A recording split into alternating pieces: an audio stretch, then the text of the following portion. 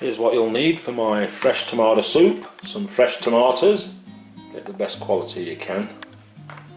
2 or 3 sticks of celery, a couple of onions or 1 large onion, some beef stock or veggie stock if you're that way inclined, some garlic, as little or as much as you'd like. Don't worry, you'll smell it but you can't really taste it that much in the soup. Some rice to thicken it up, some honey, counteract the tomato bitterness, and some tomato puree. First thing we're going to do is give the celery and onions a wash, and then we're going to cut them up and put them into a frying pan with some oil. Gently fry them off 5 or 10 minutes until they soften down nicely. With your veg nicely sizzling away, time to turn your attention to your tomatoes. What I like to do is, the middle bit there, I like to get an apple corer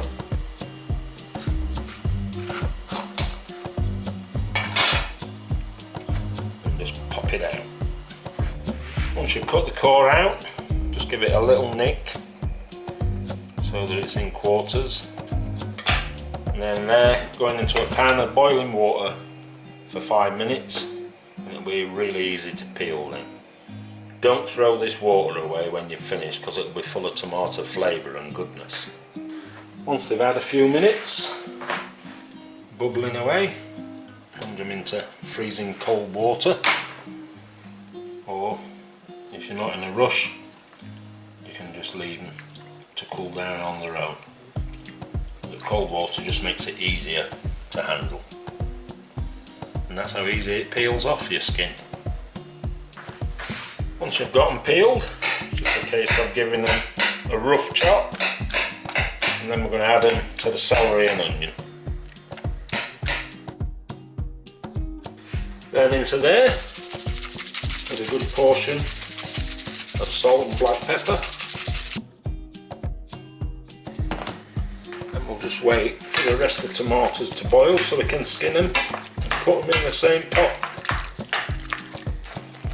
In with your garlic and the last of your tomatoes.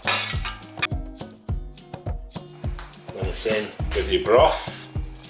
Now you've made your broth out of the water you've been boiling your tomatoes in, so you didn't lose any goodness.